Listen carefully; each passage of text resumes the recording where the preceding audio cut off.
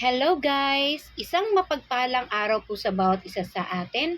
Naririto na naman po ako para mag-share sa inyo ng aming ulam for today. Guys, ito po yung ribs na binili ko po kahapon and then minarinate ko na po siya sa toyo at paminta.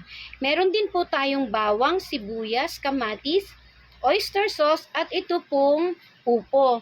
Guys, di ba lagi na lang natin ginagamit ang carrots at ang patatas. So, ibahin naman po natin ang ating paggamit ng gulay. Upo naman. So, try natin itong lutuin. Isang simple lang, konti lang po yung ingredient niya, and yet subukan nating mapasarap ito sa pamamagitan ng paggisa nito. So, guys, ano pa pong hinihintay natin? It's time to cook! Meanwhile, Hello guys, mag-start na po tayo. Okay. Maglagay po tayo ng konting mantika lang para sa ating paggisa.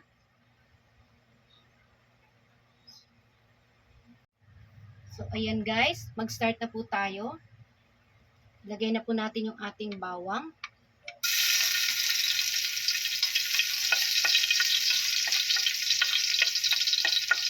Ang ating sibuyas.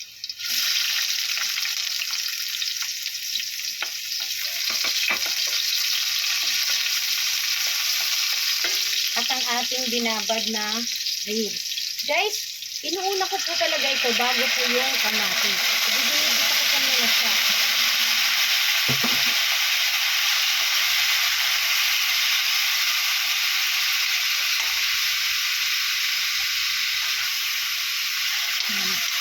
Igisa lang muna natin siya hanggang sa matanggal o magpalit siya ng kulay. Hayaan po muna natin siya.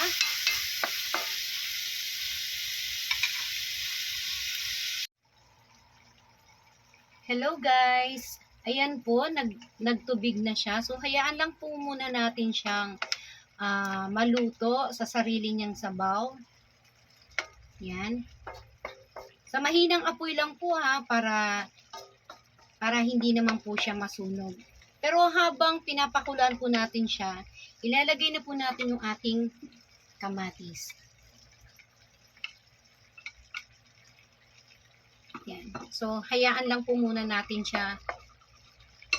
Takpan po natin para mabilis pong lumambot yung ating ribs. So, mamaya na muna. 2,000 years later. Ayan guys, after 15 minutes, so, i-check natin siya.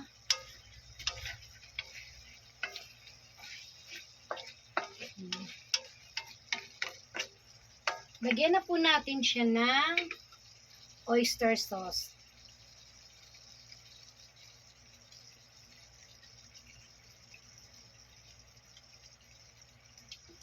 And then, lagyan natin siya ng tubig. Isang basong tubig po.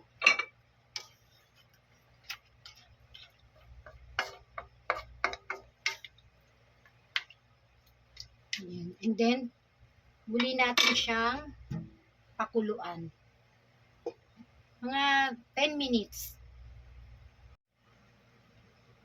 Hello guys, tignan natin after 10 minutes.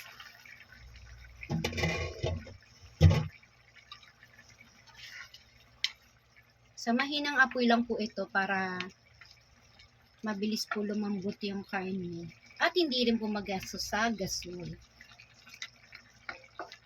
Guys, maraming salamat po pala sa patuloy ng panunood ng mga videos ko at saka pagsasubscribe. Thank you po.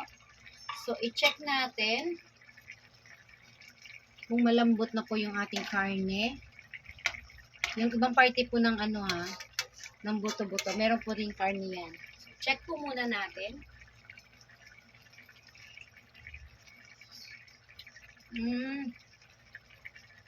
Mga pa po, 5 minutes pa, konti pa po. So, takpan po natin muli.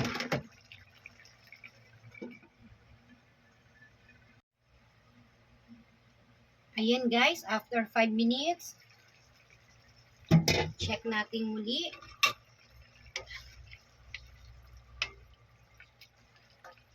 Tingnan natin kung malambot na siya muli. Okay na po siya. So, ilagay na po natin yung ating upo.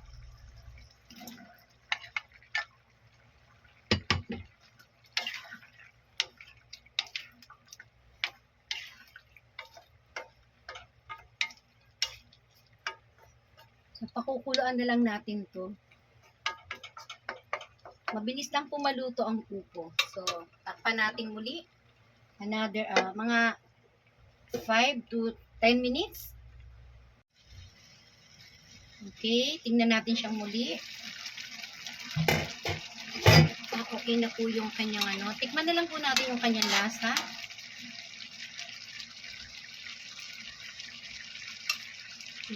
Magdagdag pa po tayo ng konting asin lang po.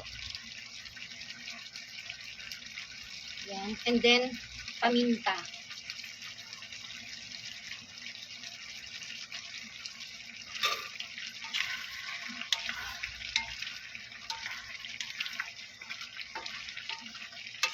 Okay na po siya. So guys, thank you. God bless. Hello guys. Ito na po pala ang aming ulam for today. Guys, tignan nyo naman. Ibang-iba. Pina-level up natin yung ating upo at sinamahan natin ng ribs. So guys, kung nagustuhan ninyo ang channel kong ito, please like, share, and subscribe. And don't forget to click the notification bell button for more updates. Guys, magugustuhan nyo. Ang sarap po niya. So, ano pa pong gagawin natin? It's 11 o'clock na.